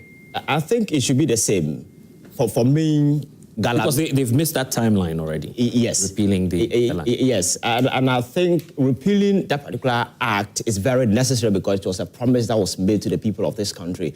And going a step further to implement some other policies that also make this whole fight a success is what I'm looking at. So I think at this point, prior to the election, one of the conversations that was leading this whole thing was the Galamsey. That was the first time going to a major election. We didn't have economy as the illegal mining issue on the table. So I think it is incumbent upon President Mahama because people are looking up to him. What are you doing to stop this menace? And I think he has a responsibility, whichever way he has to come up with a way to Salam says illegal mining was weaponized by the NDC. Do you believe so? No. I disagree because the devastating impact was all over the place. We could all see, unless he wasn't around. But if he was he's still the youth organizer. Obviously politics, because I think the devastating across the political divide, everybody was talking. That was the first time we had UTAC and several other people who were outside the political spectrum out there talking about the devastating impact of Galamsey. We had Ghana Medical Association issuing a standing statement to government that unless something is done about the situation, they were going to put down their items and stuff. So it wasn't that the NDC weaponized it. That was the state of affair at play at the time, and we all saw it, and we all spoke against it. That the NDC must rather be admonished to take further steps to end this whole thing. But if we begin to engage in this political characterization, you did this, I did that. We've been chasing the Galamseyers from the bush since Rollins' time. We haven't been successful, you understand? It means that at this point as a country, we need a concerted effort. It doesn't matter where you stand across the political divide. These people should be seen as people who are wrecking our environment, and we must work aside to end it. For me, it has no political characterization. Indeed, I must point out that we have to move into the next phase of our conversation on the two imminent by-elections. There's one happening just next month, and the other one is happening because of the 8 fallen heroes. We've lost Dr. Murtala Mohammed, Tamale Central, and it's all because of this fight against illegal mining. Of course, unfortunately, we lost them. Now, there was something that the NPP did, which, well, we haven't seen in a long while, the fact that they are not going to contest the elections in Tamale Central. And their explanation, initially, I thought it was just all about the mood of the country as they stated. Blessed, are you transitioning? No, I'll give you the opportunity. I mean, you can tie that because of time, you can tie that into the whole point around illegal mining as well. The reason for which the NPP says they were not going to contest Tamale Central was because of, first of all, what happened, were in a period of mourning. And then you go ahead to say that because of how violent by-elections are in this country, you don't feel that you should be partaking in that Tamale Central elections. But to be fair, since 2004, after the break of the Tamale South, North, all those dynamics, the NPP has never won that seat before. So it's not as though it's a safe seat for you. Let me bring in Rashid, because the point about what the NDC would do comes up. I've seen a video by the national chairman of the NDC, Johnson Asidu Nketia, tell the NPP General Secretary directly, because they had visited you at your party headquarters. He indicated clearly that when it comes to Tamale Central, they are grateful to the NPP for not contesting. But on the issue of Akwatia, you are going to face them, boots for boots on the ground. Why wouldn't you just extend same goodwill to the NPP in Akwatia, and then we have peace and move on? What goodwill? You see, they've gone to rig an election in Akwatia, 2024. We're chasing them in court over that seat. We went as far as to Supreme Court. There was a contempt case on that gentleman. May his soul rest in peace. He was a nice young man. I like him. Okay, but unfortunately he died. That's how the case was thrown out. The contempt was thrown. The contempt was vacated at the Supreme Court. But in their ruling, they made it very clear that there is still a case at the Akufo-Addo High Court, election petition against your declaration. Go back and continue. Because it has something to do with the Gazette. NPP brought some fake documents over there. They ruled against them at the Supreme Court over that Gazette that what we used to file the election petition was right. And therefore, they should go back and prosecute them. But they were pointing to the January 6th Gazette. I am saying that's why they had a problem with them. But they had that. And then we went back, and now the court was active again at the Akufo-Addo High Court. We're in the process that the gentleman lost his life. We have evidence to make sure that he was booted out of Parliament because they rigged the election. You know, we chased them up to Tesano Police Station. And they got another person who described himself as a deputy returning officer. Go and check CI 127. Whether you have a classification known as a deputy returning officer. There's nothing like that in CI 127. But MPP, in their wisdom, this party, MPP, they are masters in rigging election. They went and brought somebody. If they were, you wouldn't have won the elections. Because eagle eyes, body cameras.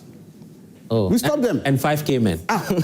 Of course, you know, we matched them. And before we could say, Jack, this gentleman who described himself as a deputy returning officer declared Enes as a winner of Akwatia at Tesano Police Station. That's how they got. Oh, that's where he was. Yes, that's where he was declared. Not even in Akwatia, here at Tesano Police Station. And he thought we were going to fold our arms. It's an inconclusive election. We're chasing it because we won the election, 12 polling stations, go and check the figures to the tune of 2,000. You go and look at presidential results and then parliamentary results. About 2,000 people, after voting, they refused to vote presidential. They ran away with their ballot paper. Does it make sense to you? Where is that? If not MPP mathematics and electoral commission. How do you assume that all these 2,000 people would have voted for the NDC? Oh, I'm saying that. So where is it? Account for it. That's why we're in court. Where is the votes? Yeah, but I'm saying that you cannot conclude. That's why we're saying that these 2,000 people would have voted for the NDC. We wanted the gentleman to be alive so that there is a ruling on that matter. And they will see, Ghanaians will see that MPP manufactures some figures in those 12 polling stations. Added it, ran away from Akwatia to Tesano Police Station, got their own returning officer, in fact, deputy returning officer, and declared themselves winners. That's not their seat. And you see, we should give it to them on silver platter. You know why they are doing that? That's the sympathy, because they know this election they are going, this NDC group, it will be very difficult to defeat them in any election. You take a look at the last electoral results in that constituency. 52% plus is the margin by which they won. That is what I'm giving you. If you're looking at that, it looks like a safe spot for the NPP now. I'm giving you reasons why they got the 52. So you even doubt that 52? That one is debatable. And that's the basis of which we're in court. And then so they know for Tamale Central, it's a no-go area for them because you cannot use your 16,000 to come in over 52,000. Who political calculation will go into such kind of thing? Nobody would want even to dare near that. Even if you give them 100% turnout for MPP, they will still come to 32,000. We still have 52,000. How can you win an election of this? The humiliation, that's why they are running away. And don't trust anything. I told you in the beginning, don't trust any write-up coming from MPP. They sat in a platform. They held a press conference. Ablikmanov, their general secretary, read it. Yeah. We are not participating in Ablikmanov election. No, we will not. They didn't even stop there. But we've heard Haruna Mohammed on countless occasions say that as far as the NPP is concerned, they never participated in that. My brother was here. He was with us in that place. Oh, he's a national youth organizer. You met him there? I met him. I saw him. His pictures were there. He's a national officer. Those who have gone to pick presidential nomination forms, they were in that constituency with us, with billions of cedis. That night, the lady was carrying 1 million Ghana cedis. You saw her? 1 million. Announcement. Do you know what? No, let's calculate. Hold on. Did you see that? You see, when we speak, sometimes you know why I'm saying that. So then Salam had a lot of cash on that day. Take your. Salam was also giving I said, cash. do the mathematics. Right. How much did Dr. Mahmoud Bawumia give them? How much would Brian Achampong give? Yeah. How much? We were doing the calculation on that day. They were running upon each other, donating. Some were even donating dollars. Salam, you gave dollars. Is it not true? Didn't you see? I'm even surprised. Your newspapers, even here, Joy, it was beamed on your screens. Donations by. So Brian gave in Ghana I think over in dollars. Yes. Yes, all put all together. It was 1 million Ghana cedis. Yeah. That's what I'm talking about. I'm not manufacturing anything here. This is the political power who say they are not participating in an election. Yeah. Yet they were donating to somebody to go and contest. And even went ahead, deploy party agents in each of the 19 centers. I sat at the collation center with their officers to collect the results on that day. Yet they said they were not participating. And today, they issue another statement. We are not going to Tamale Central. And you want me to believe this? You will believe you will believe them. You have doubts? So you can't doubt people like that. That is why they are where they are. Because Ghanaians have doubt about that party. They need to reset. They need to be reset before they can do anything now. Because, look, I can tell you, any current election that we go in, my brother Mustafa, tell your people, you give them hypertension and then this thing, BP, because we will defeat them. Even in Akwatia? Mark it. I don't make projections and it will not come to pass. I sat in your platform and told you how we're going to defeat them in the 2024 What election. margin, what target do you have for Akwatia? Akwatia, we'll beat them hands down. Look. So you cross the 50%, 52%? Oh, about 52 cries even small. Because the figures as I speak now, NPP doesn't have that figures. It was a cooked figures, it was rigged. They had the laxity of using crooked electoral officers who helped them to do that kind of thing. Where are they going to do it now? Okay. They are not great question. Yeah. They cannot do it. They are going to win that. We'll go into the audience. I want to hear from the women as well, or the females as well, because so far they've been quiet. So if you have anything intervention to make, please make them now. Salam, let's take Salam's point and then we'll come to them. He says you were dashing money. In fact, he was with you there in the constituency. You gave some dollars and left myself and Ivan out. Well, I don't know whether he was using some sorcery to see how someone was carrying money and knew the exact amount. Maybe he has some special magic to be able to tell. But I did not, to her. carry money, and I did not see her. By the way, who sent all these national executives there? Because you said you were not. Yes, the party did not. Yeah. Let it be on record. So what's the difference? The party did not contest, or you didn't have your candidate on the ballot? The party did not officially, So what were you all doing there? I mean, you were there too, so let me ask you. Yes. What were you doing there? As a matter of fact, I won't deny that I wasn't there. Yeah. No, and you're not the only one. Samir Uku was there. Akumsim was there. To the extent that all your aspirants, they were all there. The candidate, felt otherwise after the directive was given. To some extent, even though the party machinery was not at play, so who sent them there? We decided to still have some level of oversight, to ensure that things don't go extremely, bad, for us. So it was in that light we decided to still. Okay, so you are not there to win the operate, elections? No, it's not a matter of winning or losing. Okay. It was to ensure that once the candidate whose election was inconclusive, still that election we believe is inconclusive. But you've lost? No. The AC has declared. This is the biggest robbery done in our political history. It's one of the most ugly. And it changes the scales of elections in this country. That the next time we're having an election, and I think that I am losing, I'll send in tax to destroy everything, then I'll sit at my choosing and say that we want this number of police stations, rerun. Mind you, the Electoral Commission insisted that they were left with 3 police stations to complete collation. Look, election is a process. And collation and declaration is the end of the election. So to the extent that you are not done, on what basis does the Electoral Commission still sole motto and order a rerun? It's never done. And look, this thing that they have done, computer and his executive twisting the arm of the EC, it will come back to bite them. But because you think that it favors you. Of that election, but tomorrow it will not. You did tabulation, even at the EC regional office. You did that before going for the main contest. You didn't boycott the process. We gave evidence, proof that we won the election. Yes. It was on that basis that the party said, no, it's an election that we won.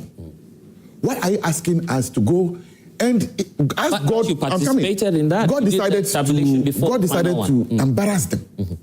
That out of the 3 police stations that the EC itself says were outstanding, only 2 were in the 19.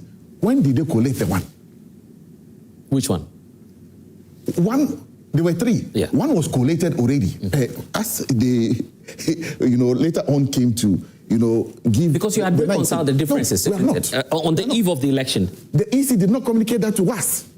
How? Of course, that's what they did.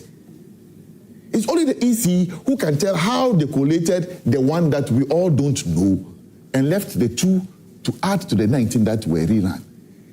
Shame on all of them who were in cahoot to do what they did. And that's the principal position of the party. And as a party person, once I see the party on a certain line, no matter what, I will give some level of support. And that's what we went to do. But now you have Akwatia in the offing. How is the NPP going to deal with that? Because the NDC says, well, irrespective of the fact that you're giving away Tamale Central, which you would never have won anyway because of the trajectory, the data. I'm also from Tamale. Okay, yeah. So I'm also from Tamale. Yeah, from Tamale South. Right. All right. Just like my But the data brother. is clear. I'm coming, yes. In Akwatia, there have been 9 elections in Akwatia. We have won 5, they have won 4. So, by any stretch of the imagination, you can't come and tell us that, you are more superior in Akwatia than us.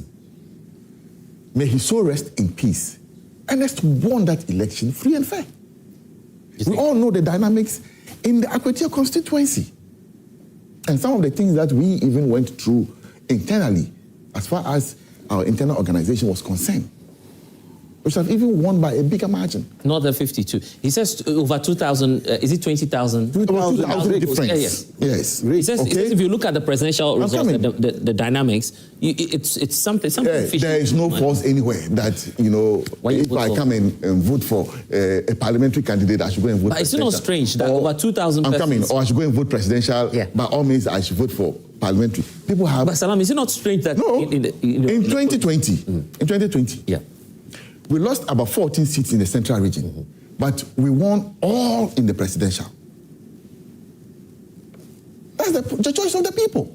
That's the choice of the people. But we are looking at where are they so now you agree it's Skeleton Blast. Skeleton Blast. And you are telling us now. No. But where is it? Where's the vote? You can see it migrate to another party. I'm coming. You see it. Where is it? I'm going for it. Let's go for that. I'm happy that they are going. Look, what I like is contest. And I like it that there's going to be contest. Yes, by the grace of God, we will go there. And we'll give glory to the memory of Ernest Kumi, that the way they handled him, the mistreatment, the misbehavior, that an MP was in his constituency, they sent national security to go and arrest him, and so on and so forth. All the things they did to Ernest Kumi, that he finally died. got to punish these people. Oh, they really? are wicked people. I just hope that will not translate into chaos. Because in your own statement, chaos, it will not be our fault. In your own statement, you're mindful that by-elections have not been peaceful so far. In the we saw the 5K men, we saw the Green Army, we saw the Blue Army. You give them so many names. Well, I am a party operative. Because you're a youth leader, that's why I'm putting it to you. I'm a party operative. We are prepared for it. Prepared to do what exactly? Prepared for the election in every facet of it. We will go to ensure that Are you not encouraging indiscipline? I don't know what you call. If I say I'm prepared, my coalition system is ready. We are going to campaign. We are going to do everything. I hope you're not massing up people there. No, if people want to come, are you going to stop them? No, you can't stop. But you'll be the one to bust them there. If people want to come and I can assist for them to come, I will gladly do it. You understand? In the case of, say, Tamale Central, in 2020, when my brother Barhama was the candidate, what was the difference? Computer. Yes, 2024, the gap is around it's quite big. It's more than 6,000. Yeah. It's in the 16,000 versus range. 52,000. Yeah. But ask him in 2020, what was the difference between Barhama and my late brother Mutala? So you don't sit and create the impression as though But you know that Tamale is just a no-go area for you. For you as the NP. Over the period, they have won the 4 seats in Tamale. Because you come from there, so you know the dynamic. Yeah, that's what I'm saying. You would have lost the elections anyway, even if you had a candidate. Every election is a different election. Okay. Nobody thought the MPP would have lost Dome Kwabenya. So as an election person, I know that every election is different. Would you have believed that MPP would lose a seat like a Buakwa, a Kwapim South? Would you have believed it? Or Sekendi? Would you believe it? But we have. You understand? Yeah. So in election, every election happen. is different. Every election is different. Right. And if we were to go to Tamale Central, certainly most of the things that would have done would have been different. And also the characterization of by-elections are a bit different. Right. So when they didn't come for Ejiso, was it the case that they were running away because automatically they would have lost? I see. Is it? Well, great question there. Let me come to the audience, then I give the last word to Ivan. Yes, from behind. Yes, right. I'm Mariam Efuesiama, Hello, Mariam. Deputy Yes. Women's Commissioner for UG Tescon. What I want to say is I am confident that we are winning the Akwatia election because the late And which Honorable party is that? Which party is winning the Akwatia? NPP. NPP. Oh, okay. Yes, Great, NPP. The late Honorable Ernest Komi won fairly. And I want to put it to Mr. Tanko that we did not rig any election. And so the NDC cannot intimidate us this time. Yes. You guys owe him a breakfast this morning because you've been so hard on computer this morning. There's one behind and then yes. Yeah, a very good morning to the good people of Ghana and the good people of the NDC and larger extent Ghana. It is important that we have some key factors that determine the outcome of every single elections. I know for sure that any single election that is conducted today, based on the door-to-door we had, based on the practices or the policies enrolled by this particular government, we must be very fair and honest to ourselves that the dynamics has changed. And every Ghanaian voter today is well awoken to the extent that they are able to read between who a black politician is and who a white politician is. In other words, who a truth speaker is and a liar is. In simple terms, we saw the unprecedented hardship that was meted out to Ghanaians in the past 8 years. And before then, they promised us heaven and they gave us hell. So the Ghanaian people are well awakened. 7 months down the line, I can confidently tell you that the practices of the government, the policies of the government has given a different direction to our political landscape. Really? So I can tell you confidently, like any day, any time that an election, being general elections, by-elections or so ever, there will be a massive turnout in events. I was in Akwatia. Oh, you went there yourself? Yes. I was in Ablekumanot. Are you part of the 5K men or you? Absolutely. When you listen to the people, the Ghanaian are well awoken to the reality.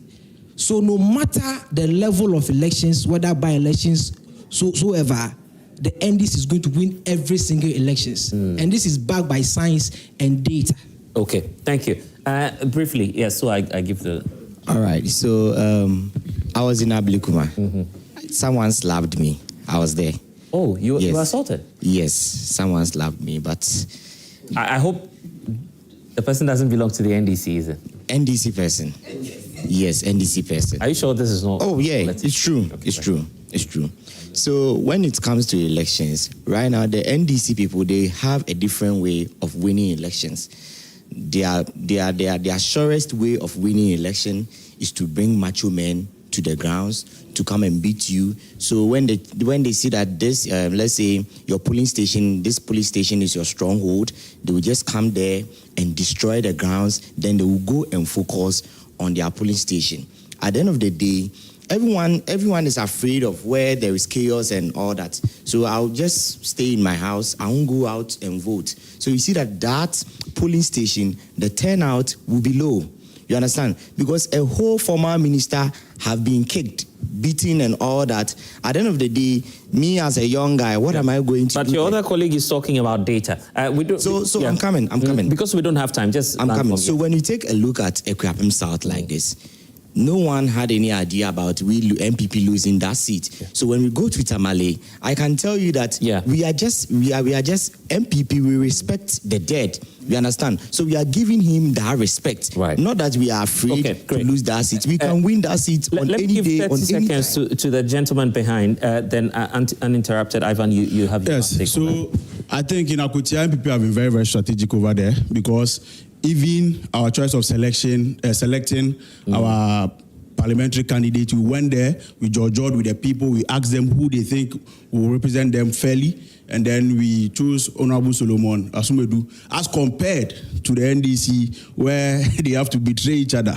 Are you sure? Yes, a lawyer. Is that not an indication of democracy? Because they went with a different candidate, and now they have where they have to betray each other, and even within their own internal party, they have issues. And we are talking about winning an election. I can state confidently on this platform that Akwatia by election, MPP is going to win handsomely. We'll see about and that. then we know the good people of Akwatia will reward us. Thank you. Thank you.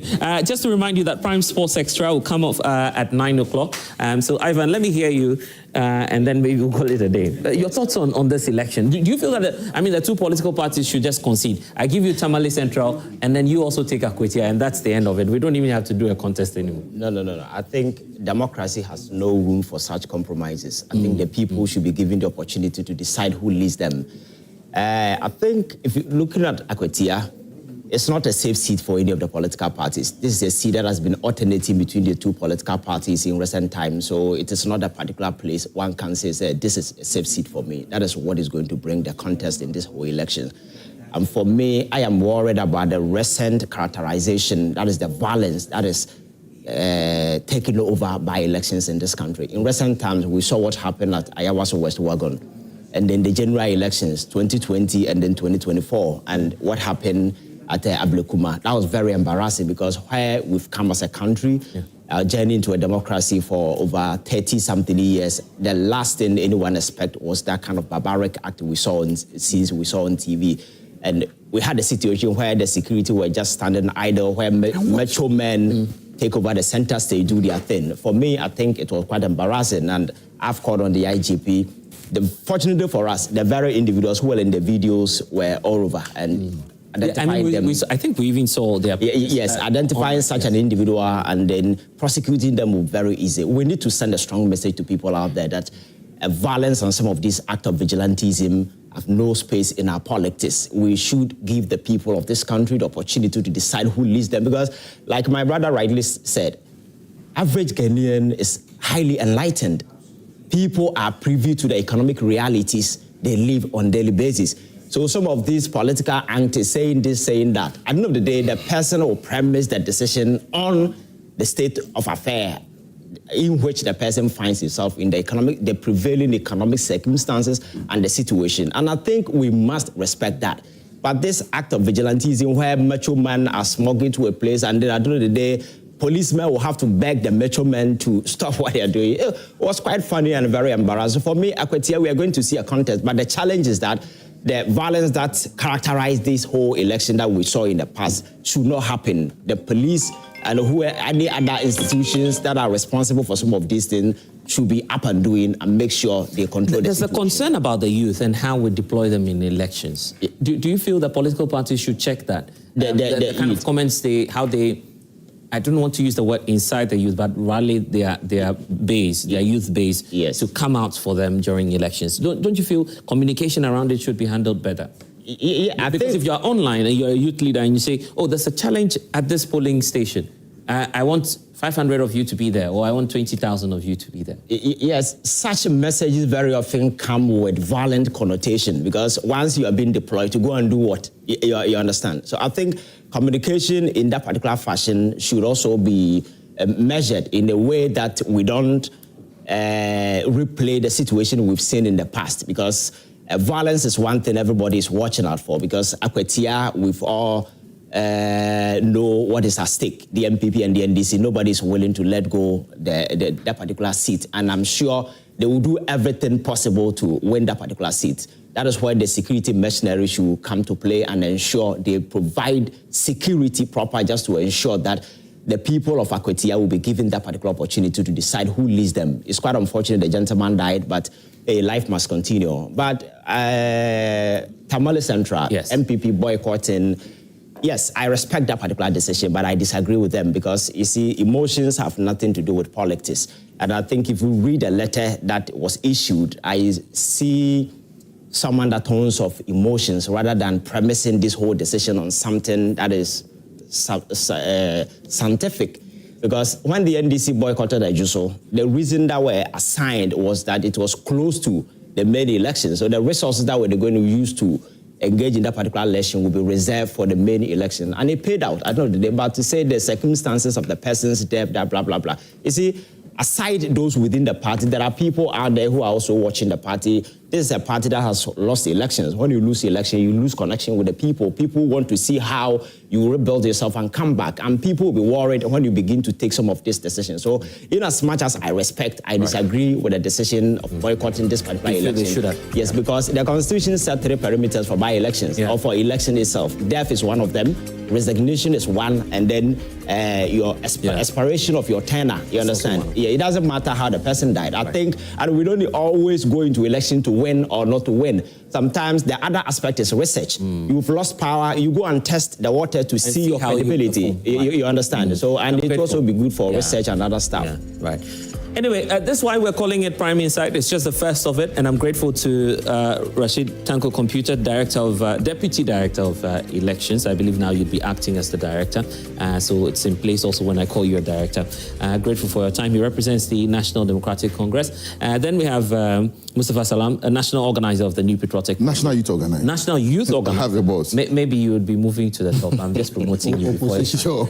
Indeed. And also to Ivan Che, youth activist, for joining us. Earlier you heard from Daraboso and Na Deinswa as well. My name is Blessed Sogah, and of course, we can always connect on social media at Blessed Sogah. And then next week, we'll be back again with a new set of topics, and also grateful to my audience, to Jinkesi and the team from Tain and Tescon for joining us this morning. He's a big man. He has a big name, actually.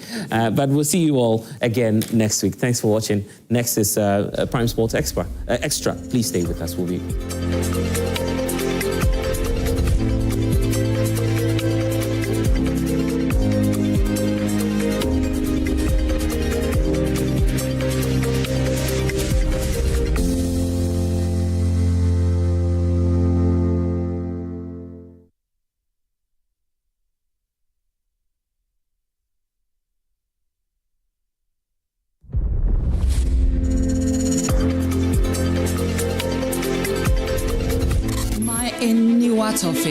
Drama lovers, are you ready for something adventurous, sensational, and incredibly addictive? This isn't just any chat show. This is the Prime Novella Chat Room. From shady past to shocking truths, every evening is a wild ride through lies, love, and digital drama. Join me, Movie The Motivator as we discuss the relatable scenes in your favorite telenovelas every Friday at 5 p.m. only on Joy Prime. Prime Novella Chat Room. Let the drama begin.